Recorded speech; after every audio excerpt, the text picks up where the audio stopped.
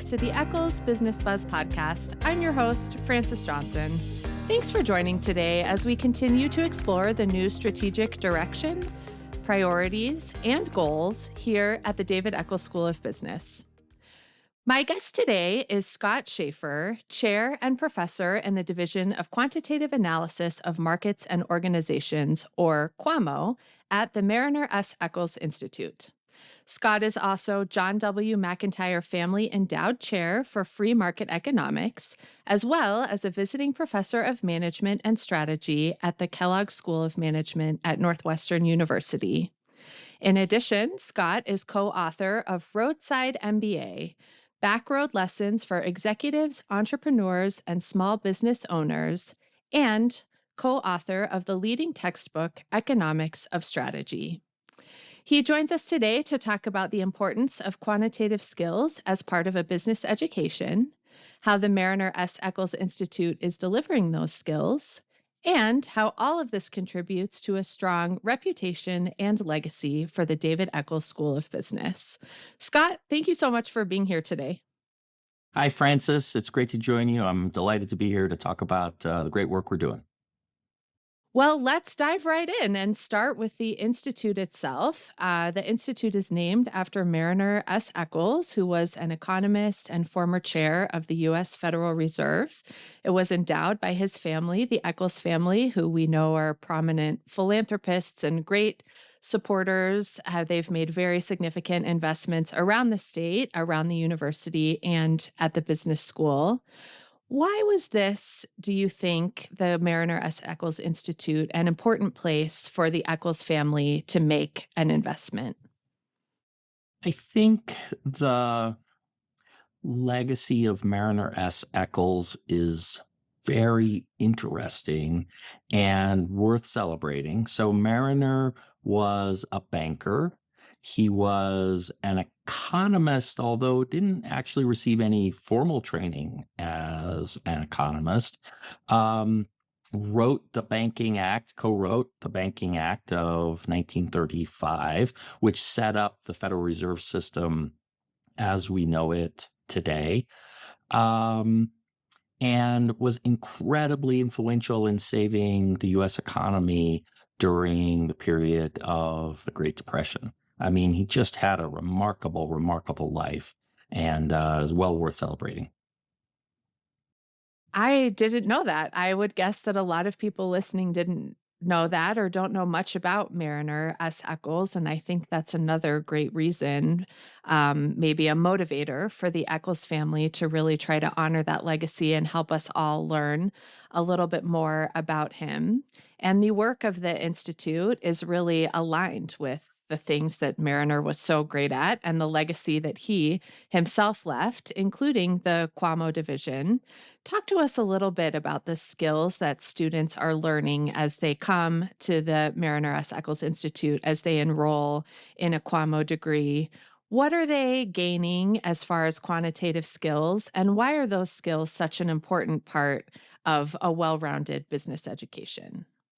Yeah, the program we started, we did this, we started this work all the way back in 2014. The program we started is designed to teach students how to use economics to think through business problems. Economics is, this very broad, huge social science. And we're good at what we focus on in our program is taking the parts of economics that are really applicable to business decision making and showing those to undergraduate students and giving them those skills. We like to say we focus on three things in that program. We focus on how markets work. We focus on how to think strategically and how to analyze data. And so if you think about the career paths that need to understand market strategy and data, it's a lot of career paths. And so our major is very quantitative. So economics is a very quantitative social science. And so in this major, we require students to take a couple of semesters of college calculus. They've got to take a statistics class and probability. We're doing a lot of coding in the QAMO major, but we're always focused then on using that quantitative stuff to answer business questions, to answer them by thinking hard about strategic decision making, an understanding of how markets work, and then putting that all together with really solid data analysis. And we're really excited about what we've been able to do. Our students are happy and productive, and we've got great alumni now after a few years of doing this. And students are placing in, a great variety of jobs. This isn't the kind of major where there's like one career path that students go down. Instead, because these skills are so broadly applicable, students just go every different direction. We've got students working in consulting, we've got students working in finance, in marketing, in operations. We've got someone working for the Governor's Office of Planning and Budget here in the state of Utah. We've got alumni working for the Federal Reserve Board. So it's really exciting to see, these talented young people like going off and, putting these skills to use in surprising places. It's pretty exciting. Another thing about our major is that students can easily double major or minor in something, and that's really by design. And so we built this major so that students could double major in math if, for example, they wanted to do, say, a PhD in economics, or they could double major in political science if they were interested in going to law school, or double major in English, or double major in, and the list is long. And then a lot of students will also engage in the other great curriculum at the David Eccles School of Business by doing the advanced financial analysis minor, or doing an emphasis in operations management. And so the major is really built to allow students to tailor their education to their particular interests. And so most students in our program are doing QAMO and something else, which makes the classroom kind of fun because, you've got an English major sitting next to a math major. Both are also double majoring in QAMO, but, they're bringing, very different perspectives and skills, and it's really great. Yeah, I think this is another great example of something we've been talking about all season long, which is the value of interdisciplinary and cross-disciplinary education, how that really contributes to student success, especially if students are building an educational experience that's really appealing and exciting to them, and contributes to great outcomes for them because they have so many choices and they've been motivated to do well and been exposed to lots of different things through their major, through their curriculum, also through clubs, through networking with alumni in a sort of broad sense. I'm wondering, Scott, for those of us not as familiar with QAMO, and as you mentioned, there are so many different things you can do and paths you could take. Could you give us an example of a way that these quantitative skills could apply to a business problem that maybe would be familiar to most of us? Sure. Um, let's see. I would say, let me talk generally about the importance of quantitative skills. You know, um, a lot of for a lot of young people, the first job is going to be one where you're tasked with getting in the details and in the weeds of solving a problem, right? And so the typical undergraduate is not going to get a job as a CEO right out of school. Um, and so being able to get in the weeds and work through the details of a sticky, knotty problem, sometimes quantitative analytical skills are super valuable for that. I would say the typical job title for one of our alumni, the first job out of school, typical job title is analyst. And what they're doing is they're taking a position where they're given a lump of data or they're given a complicated problem to solve. And what they want is somebody who's smart and energetic and excited, who's just going to churn through that problem and come back with some good recommendations about how to solve it. As an example of a specific problem, and this is one that we kind of lead with as we're teaching in our major, we like to focus on pricing as a very common management problem. Every business, if you're a for-profit business, you're selling something, and a central question is, okay, well, what price do you want to set? Okay. And so what economists are good at is analyzing markets. And so we spent a lot of time understanding how markets work, where prices come from, how to solve that problem effectively. And so, we're teaching students about demand elasticity. We're teaching them about demand curves. We're helping them think about the trade-off between, well, if you lower your price, you're going to sell a higher quantity, but you're going to lose margin. And it's really balancing that trade-off that is central to pricing effectively. And that's not something you can do effectively without looking at the data, right? Because different contexts is going to lead you to different trade-offs on those dimensions. And so that's just an example of a very common management problem faced by every business everywhere, right? The CEO of the company is not going to be the person who is digging into that data and doing the calculations necessary. But if you have a young person who's well-trained on the latest methods, and is bright and energetic, that's a really good problem for a 22, 23-year-old recent college graduate to really cut their teeth on. And so that's just an example of the kind of problem where quantitative skills are really useful. It's a very basic, fundamental, everywhere kind of problem. And I think the economic methods are really good at solving that one. That's a great example for a non-economic mind like my own. I do pay attention to prices, so I understand how that impacts all of us. Scott, we hear a lot that students are not necessarily graduating with these sort of what we call soft skills, and there's a lot of emphasis on making sure that students leave college knowing how to communicate, knowing how to collaborate, knowing how to work on teams.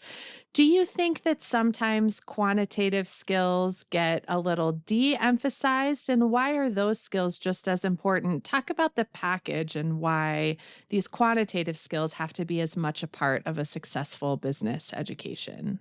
Yeah, I think the way, you know, it's a great question. Business is very, how to say this? Business is very complicated, and I'm going to go back to a story from my roadside MBA travel. So you mentioned in the intro, I wrote a book a few years ago called Roadside MBA. It was me and two other economists, and we drove around the country and interviewed people who were running small and medium-sized businesses, and wrote a book about that kind of illustrated how management lessons that we teach were being put to use. But one of the things didn't come out so much in the book, but one of the things we learned was how intellectually engaged every single business owner was. Business sometimes gets a rap within academia of not being, I don't know, sufficiently pure or sufficiently like it's too practical or it's just about making money. I mean, every single one of the business owners we talked to spent all day, every day trying to solve problems to make the world a better place. And they were thinking really hard about this, and it took their whole minds. Okay. And so these are very complicated and very important social problems that business owners are trying to solve. And you need all the skills right? There was not a business owner that we talked to in hundreds and hundreds of interviews who was not a good communicator. And there was not one who did not have the necessary quantitative skills. I mean, if you're going to rise and lead and really understand all the pieces of an organization, you've got to have the whole package. Um, and so, not that everybody needs to be a calculus genius, but if you don't have quantitative skills enough to understand what the quantitative people in your organization are saying to you, then, they're going to mislead you for their own purposes, and you're going to run that train right off the tracks. So I think that the people I've met tend to be incredibly well-rounded. They don't have to be great at everything, but they have to be good enough at everything. And so, it's a very complicated skill set needed to run a business effectively. And I think, we should hold business decision making in higher regard because it's incredibly complicated and also important. I mean, if the businesses that serve us aren't effective, then they're going to be delivering us bad products at high prices, and nobody wants that, right? It's just going to slow down our economic growth and lead to bad places. So, it is a complicated skill set, and everything, all parts of it are needed. I think that's such a great answer and such a great reminder that what we're talking about delivering to students here at the Eccles School is a really well-rounded education, right? And even if, I'm glad you said not everyone has to be a calculus genius. I myself did not even take math in college, so I certainly fall in the non-calculus genius category.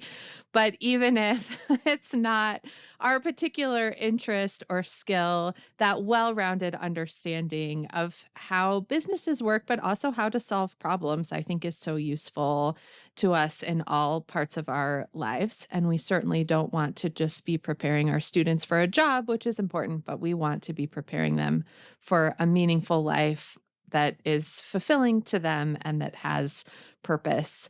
And we need all of these pieces to help deliver that.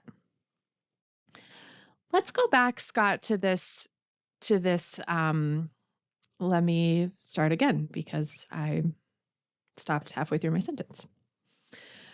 Let's go back, Scott, to this idea of legacy. We've talked a little bit about the legacy of Marriner S. Eccles himself, certainly a great legacy in the way that our economy operates even to this day, a great legacy to his family leaving a great legacy to us at the U and at the David Eccles School of Business.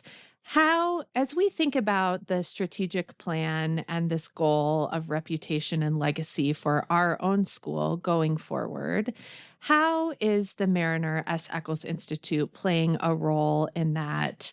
How is providing students with a really strong quantitative foundation, preparing them to be part of the legacy of the school as well?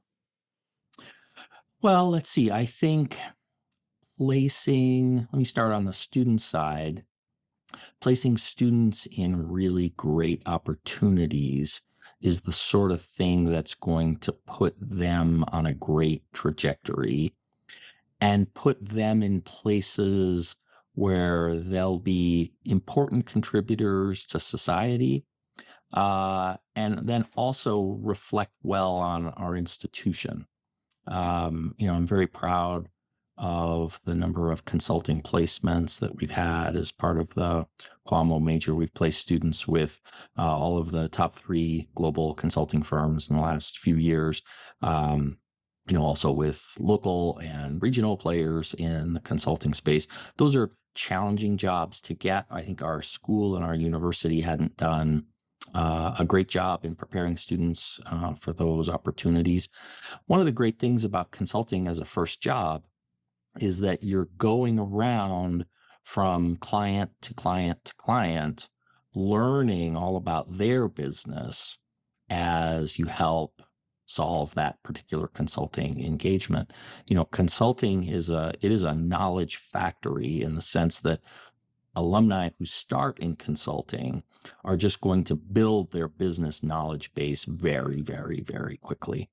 And it's not unusual for consulting alumni to end up going to work for their clients, eventually lead those clients. I think, one of the ways that students could become, for example, the CEO of an S&P 500 company would be to start a career in consulting, transition at some point to that client, and then work their way up through that company. And so it would be great to have alumni in positions like that, leading the largest companies in the United States. We've had alumni have that career trajectory before.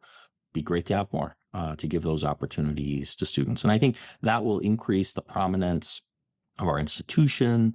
That's the kind of thing that top 10 public business schools do. And I think we're on the path to getting there.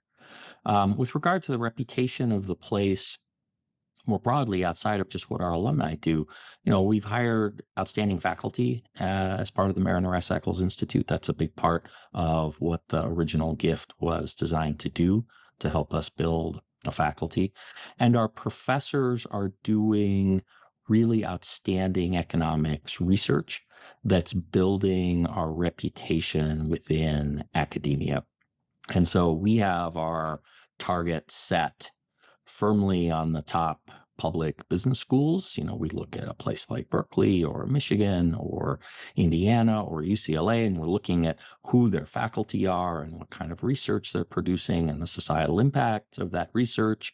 And that's what we're after. And we're really in the process of hitting that mark. Our faculty has really hit their stride over the last few years, and we're very excited for the future. I can say just anecdotally that my mom came over for dinner the other night and walked in the door all excited because she had heard a David Eccles School of Business professor on NPR talking about taxes, and it was Elena Patel from the Marriner Institute. So it's already working. Certainly, we have a lot of really great Marriner Institute faculty to be proud of who are really out doing great research that matters a lot. Scott, I'm so glad you used this term societal impact, because this is another one of the strategic priorities that Dean Dirks has set forward for the school, and faculty, I think, is a great example of how that's happening.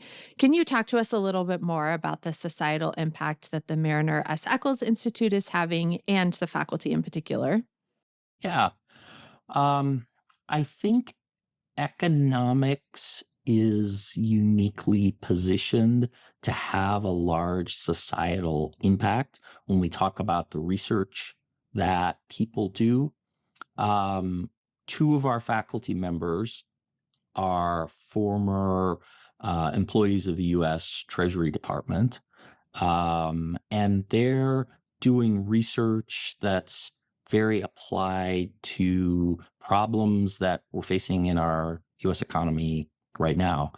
So Professor Adam Looney is probably the national expert on federal student loans and has been writing recently to try to help Americans understand what some of the big issues with regard to federal student loans are. There's, all these stories about a federal student loan crisis, questions about the value of education, et cetera. What he shows in his research is that most students do well with a college education if you attend an institution that's reasonably priced, like the University of Utah, like the David Eccles School of Business, and you graduate.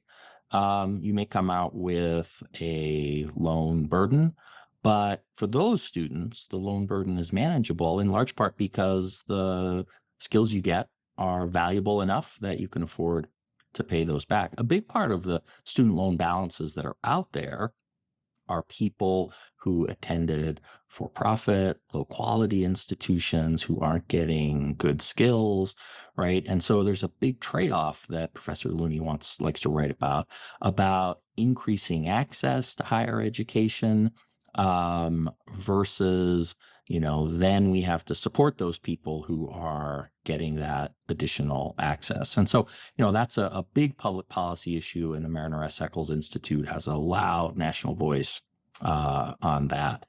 Professor Elena Patel recently came back from a year at the Council of Economic Advisors, which provides nonpartisan econ policy focused advice to the president of the United States. It's not a policy shop. They're not working on trying to win elections. They're trying to tell the president the truth about what's going on in the U.S. economy, and that's the role that Elena was playing. And so both Professor Looney and Professor Patel have been in demand just in these last few weeks as the Congress tries to decide what to do about the Trump tax cuts, which were passed in 2017 but are expiring soon. And so that's a big policy issue, and the Marriner Eccles Institute is having a loud voice on that. We've also got faculty who work on real estate. Housing markets are such a big public policy issue right now. We've got faculty who are experts on work requirements for government aid programs, which is also another big public policy issue right now. And I have to say, I'm very proud of the fact that our faculty are not ever coming at these issues from an ideological lens. If you look at our research, some of our research supports a left-leaning position, and some of our research supports a right-leaning position. And the reason for that is that what our faculty do is they look at the data. That's all they do. And economics as a profession, we really force each other to look at the data. When our faculty are trying to publish research in an academic journal, that journal is going to go through the data work with a fine-tooth comb. And if you are slipping in little assumptions here and there to try to get the answer you want, they are going to find it and they are going to say, this is not okay. And so, economics is a social science methodology that forces us to look at the data. And so I'm very proud of that. That also very much honors the legacy of Marriner S. Eccles. He was a Republican who went to work for FDR because he cared about America, right? And wow, can you imagine something like that today? But yeah, that was Marriner. And so we're very proud to continue in that vein. And I think this need to look at the data to be non-ideological also goes back to these three pillars that we are teaching students, right, through their work and the QAMO degree itself. Analyze the data. How do the markets work? Really approaching these societal questions that can easily get spun up into ideology from a practical problem-solving kind of way. When you think about the work that faculty are doing, the great national profile that they have, let's turn that inward, right? So we've been talking outward, the impact that has on society, the impact it has on the reputation of the school. What impact do those faculty have sort of internally when we look at this other priority of student success? Yeah. One of the great things about attending an institution like the University of Utah is you're going to have access to top faculty even as an undergraduate. And so this is not a case where we're hiding the best faculty away and they have to only work with PhD students. Professor Patel, who recently, as I said, spent a year working on the Council of Economic Advisors. She teaches an undergraduate econometrics course. Students love it. And it's a lot of sophomores in there. And so sophomore students are attending the David Eccles School of Business and dumped into a classroom with this leading national expert on tax policy. And she's teaching them, okay, this is how you analyze data. Right, taking her expertise honed over the many decades that she's been working on these issues, and teaching that to sophomores. And so that exposure to leading faculty as an undergraduate, we're really proud of that in the QAMO major. And so work hard to preserve that connection, and students get a great benefit from it. Sometimes I'm not sure the students appreciate how great their faculty are, simply because this person comes in and starts telling you about all their experiences, and students are thinking, "Oh, it must be like this at every college." No, it's not. It is. They'll appreciate it when they're older, I'm sure. They will. I'll also just do a little shameless plug here. Elena also did some great research on the impact of family leave mandates, which we have Yes. highlighted in our most recent issue of the Eccles Experience magazine, which anyone listening today can find online. And we also, a couple seasons ago, had a great conversation with Adam Looney about federal student loans, the student loan crisis, and what that means and what to do about it. So certainly the story of the institute and the great work that's happening is getting out, and we love to share it. Let me add one thing. I'm sure, Francis, you will soon be doing work with Professor Jason Cook, who, as I said, is our expert on work requirements for government aid programs, and also Professor Troop Howard is. I think this will be published soon. Done some really interesting work on housing markets and the intersection between immigration policy and housing. And so just some, these are just core issues that are being debated, on the national stage. And we're right there providing good, solid looks at the data to help policymakers understand what's going on.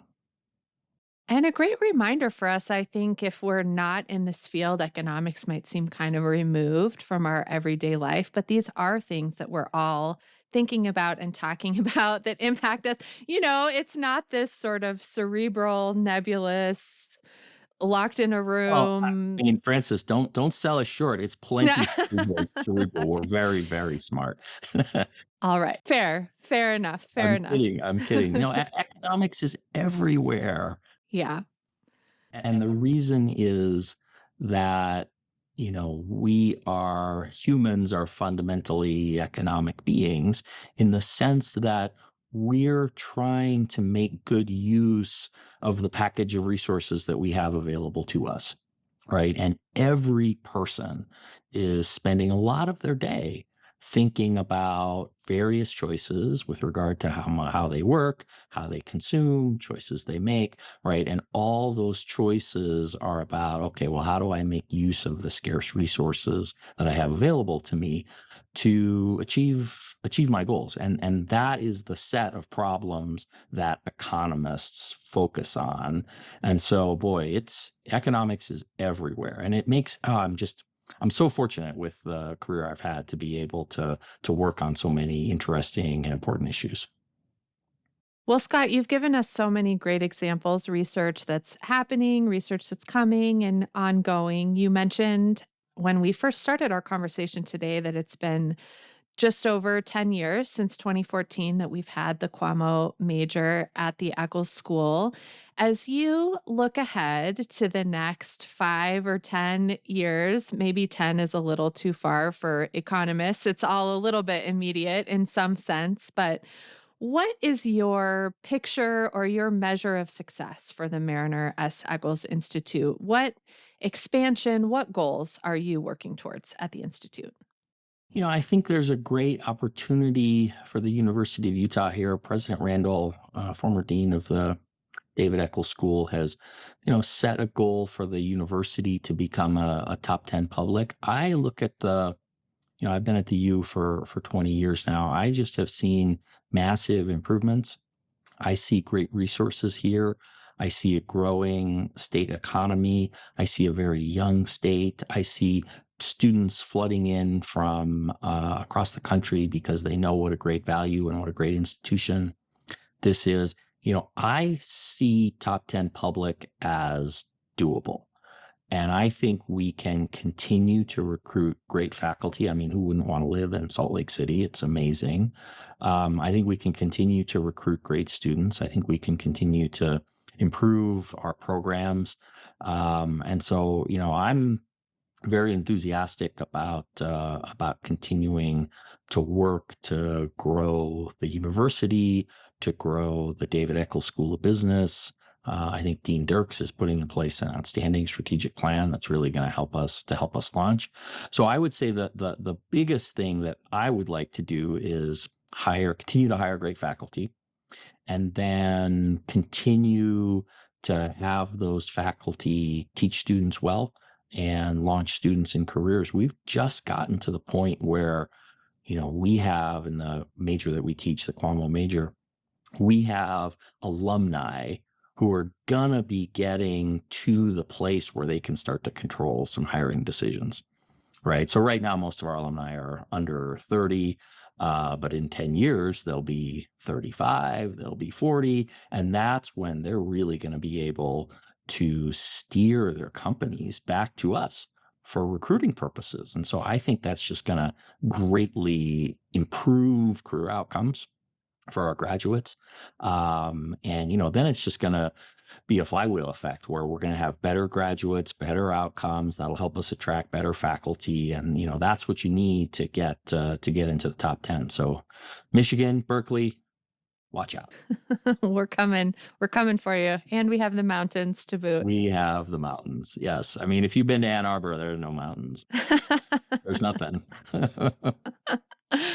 I think everyone we've talked to this season has been so optimistic about the future of the Eccles School, what is happening now and what lies ahead. And I'm very grateful to you, Scott, for joining us to talk a little bit about how the Marriner S. Eccles Institute is a part of that. It's been great to chat with you, Francis. And I'll see you once we're at the top 10.